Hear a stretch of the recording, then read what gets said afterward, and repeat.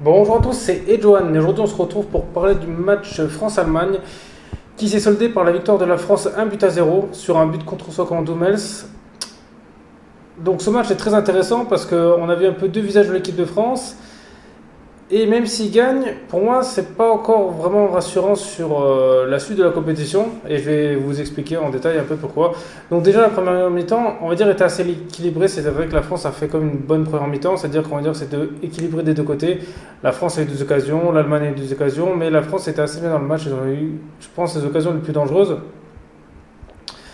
Voilà, ils ont réussi à ouvrir le score par un contre-second de Hummels. Alors déjà, Hummels pour moi ça a été un peu l'erreur de casting de tout le match parce que déjà ça faisait depuis 2018 qu'il n'a pas été rappelé.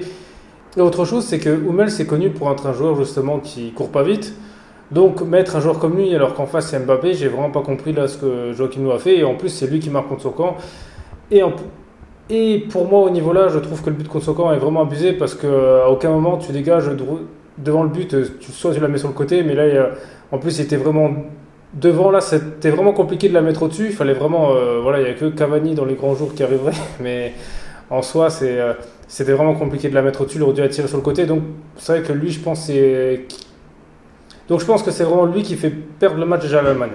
Mais sinon pour le reste de la première mi-temps, donc voilà, la France était quand même assez bien dans le match, c'était assez équilibré. Donc là, sans le but contre son camp, on va dire que c'était assez ouvert, on va dire des deux côtés. Par contre, ce que j'ai remarqué, c'est justement Mbappé était en forme, Benzema aussi, mais je trouve que Griezmann, ils n'ont pas trop joué avec lui. C'est vrai que sur ce match, il a eu un peu de mal, je trouve, à être à sa place. On l'a pas trop vu. Voilà, il était un peu transparent et j'ai trouvé ça un peu dommage justement.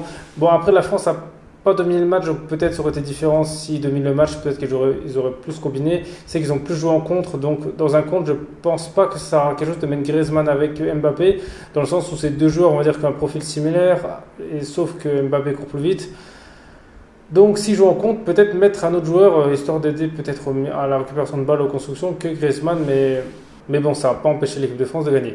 Ensuite, la deuxième mi-temps, ben là justement, ça a été totalement différent de la première parce que l'équipe de France s'est fait vraiment, on va dire, dominer complètement. L'Allemagne a eu des gros temps forts. Alors, la France, justement, a bien joué en contre. Ils ont failli même marquer deux buts, mais ils ont été refusés les deux pour hors-jeu. Donc, ça, je pense, c'est quelque chose à travailler parce que c'est un peu dommage qu'ils se font refuser. Bon, après le premier but, qu'il soit hors-jeu ou pas, je pense que il l'aurait quand même mis, vous voyez, parce qu'après l'autre, il est revenu sur lui, le défenseur, Mbappé a dribblé. Donc le deuxième but voilà, que Mbappé a marqué qui était hors-jeu, celui-là, ils auraient pu le laisser. Après l'autre, quand Benzema a marqué, là, oui, là, les deux étaient hors-jeu. Donc là, je comprends que ça ajoute quelque chose. Mais c'est vrai que sur le but d'Mbappé, c'était vraiment quelque chose qui était vraiment pas mal ce qu'il a fait. Justement, la France s'est fait dominer, puis lui, il arrive justement de nulle part, et puis il marque tout seul, quoi. Donc c'est un peu dommage pour lui que son but n'a pas été validé. Et ensuite, sur le reste justement de la deuxième mi-temps, bah, l'équipe de France a concédé énormément d'occasions.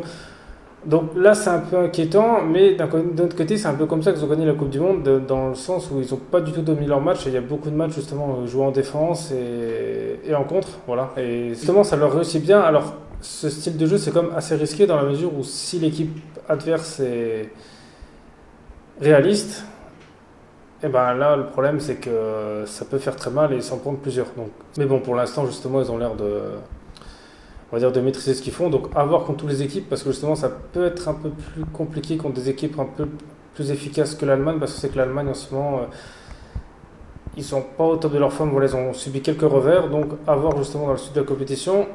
Après, ils ont eu de la chance à l'Allemagne que Kimmich n'a pas pris un deuxième carton jaune, parce qu'il a fait énormément de fautes. Je trouve que l'arbitre était quand même assez clément avec lui. Et aussi, à un moment, il y a eu Mbappé qui a eu un face-à-face avec Neuer et Hummels lui a enlevé le ballon. Là, on n'a pas vu le ralenti. Est-ce qu'il y a eu pénalty ou non? On ne sait pas. Voilà, ça aussi, c'était un truc qui a été un peu. Voilà, je pense que je pense que l'Allemagne, justement, a eu un peu de chance avec l'arbitrage et même avec ça, ça leur a pas permis de gagner. Mais en tout cas, je pense que c'est bien pour l'équipe de France, justement, de battre dès le début une grosse équipe parce que vu qu'en match amical, ils étaient souvent habitués à affronter des équipes pas fortes.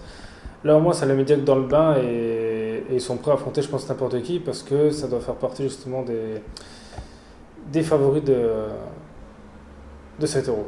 Après, maintenant, vu que tous les grosses équipes ont joué, je pense que les favoris de 7 euros, donc ça va être la France, l'Espagne, parce que même s'ils ont fait match nul, ils ont quand même eu un bon jeu, l'Italie qui ont gagné facilement contre la Turquie, et l'Angleterre qui ont su aussi se débrouiller facilement contre la Croatie qui était comme finaliste et qui ont fait un match, je veux dire, plein sans concéder d'occasion.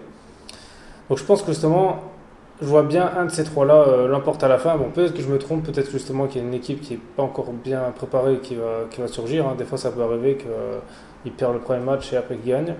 Donc voilà, sinon, après, justement, dites-moi vous dans les commentaires ce que vous avez pensé de ce match. Voilà, c'est des choses que j'ai pas dit, vous n'êtes pas d'accord avec moi. Et sinon, merci à tous d'avoir regardé cette vidéo. C'était Edge One. On se retrouve très vite pour une prochaine vidéo.